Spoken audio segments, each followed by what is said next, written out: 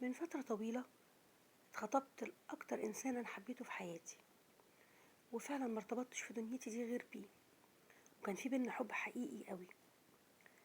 والموضوع ده كان من حوالي 6 7 شهور قبل الفرح بفترة، لأن احنا كنا متفقين على سنة. لقيته دب خناقة هو وبابا قال له اتفضل مع السلامة، ما عندناش بنات للجواز. وراح هو سابني وانا سبته، بس انا طبعا نفسيتي متحطمة خالص، وقعدت معتزلة العالم كله وفي حالي حوالي 3 4 شهور، لغاية ما بابا هدي وهو رجع كلم بابا تاني، والدنيا هديت ما بينهم ورجعنا لبعض، ورجعنا احسن من الاول، وبقت علاقته ببابا كويسه خالص، وخلاص اتفقنا على الفرح. بس لقيته مره واحده بيقول لي انا هعترف لك بحاجه علشان بس ابقى خلصت ضميري قدام ربنا وقدامك. خير في ايه؟ راح قال لي في الكام شهر اللي سيبنا بعض فيهم انا عرفت واحده تانية، وبقينا بنتكلم مع بعض سواء فون سواء تشات، علشان اقدر اكمل حياتي من بعدك، وما كنتش عندي امل خالص ان احنا هنرجع لبعض. فارتبطت بيها شويه، وبمجرد ما عرفت ان انا هرجع لك فانفصلت عنها تماما، لا كلام ولا اي حاجه. فطبعا انا اتصدمت، بقى انا حياتي كلها واقفه في الكام شهر اللي فاتوا وانت عايش حياتك. فزعلت جدا منه، وبطلت اكلمه كام يوم وهو كان بيحاول يوصل لي، لغايه ما بقيت قعدت افكر. قلت يا ترى هو كده ممكن يخوني بعدين، ولا هو اعترف لي عشان بيحبني وفعلا قرر ان هو مش هيرجع لطريقته دي تاني؟ يا ترى فين الغلط، ان انا سبت الوقت ده كله وقررت ان انا مكلموش بس ده عشان خاطر بابا وعشان خاطر المشاكل والخناق، ولا الصح ان انا ارجع اسيبه تاني ومليش دعوه بيه؟ التفكير هيجنني في الموضوع ده، اظلمه ولا اظلم نفسي؟ وخايفه اكون انا اللي مكبره الموضوع، وان الموضوع يبقى اسهل من كده خالص. انا شايفه ان الاعتراف بتاعه ده يعني يبقى هو منه كده، خلاص مش ناوي يكرر اللي هو عمله تاني. مش عارفه انا صح ولا كده غلط.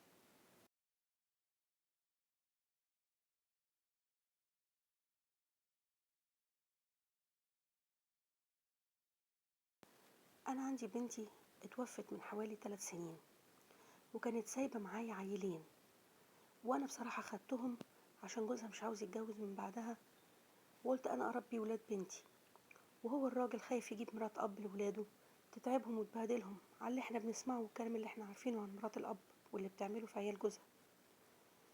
المهم اللي حصل من سنة ان عندي بنت تانية اصغر كانت برضو متجوزة واتطلقت، فلما جت تعيش معايا بعيالها هي كمان قلت لها يا بنتي ما تتجوزي جوز اختك الله يرحمها، والعيال كلهم يتربوا ويطلعوا مع بعض. هي رضيت ما اتكلمتش، لكن هو اللي ايه مش عاوز. طب ليه؟ طب يهديك طب يرضيك. فقال لنا كده من الاخر انا لا هربي ولا هصرف على عيال حد تاني غير اولادي.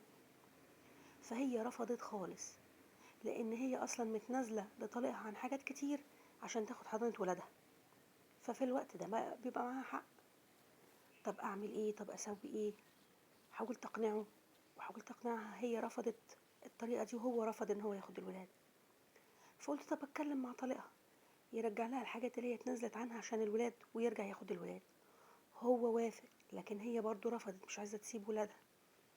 وانا خايفه في الاخر اقول لهم طيب ويجيبوا الاربع ولاد عندي، وانا تعبت، انا مشكلتي اني ست كبيره، انا بحب الولاد لكن ما اقدرش على خدمتهم. وفي نفس الوقت انا مش عارفه ارضيه هو ازاي ولا ارضيها هي ازاي. هي جوزها اللي طلقها موافق يرجع العيال، لكن هي اللي رافضه، والتاني رافض يربي الاتنين التانيين. طب انا ايه الحل معايا وانا ست كبيره وانا عايزه ارتاح، وفي نفس الوقت العيال يعيشوا في بيئه مستقره مع اب وام؟ الموضوع محيرني، مش عارفه ارضيهم كلهم ازاي.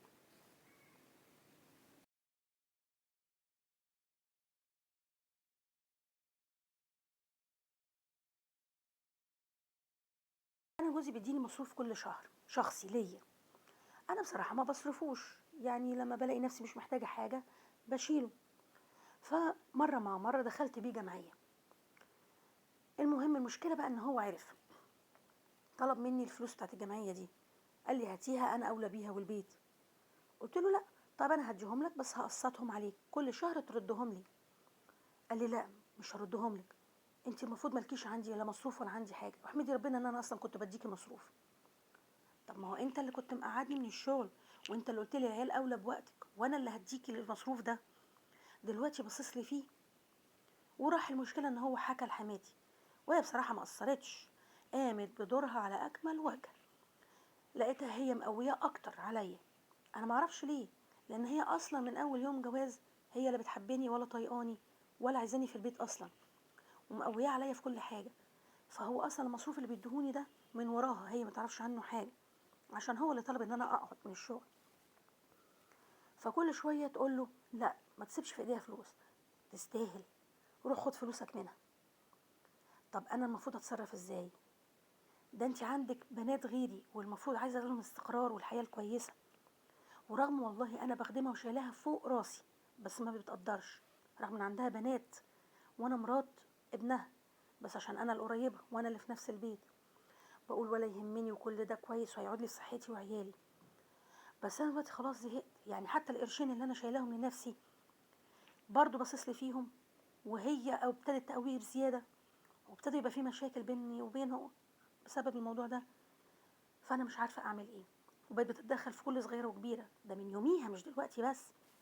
فانا بقيت وصلت لمرحله، طب انا اعمل معاك ايه واعمل معاها ايه؟ وفلوسي انا مش هديها لحد، حتى لو وصلت ان هي البيت يخرب. بس انا مش عارفه وانا كده صح ولا مزوداها واعديها المره دي واتصرف بعدين. محتاره في الحته دي.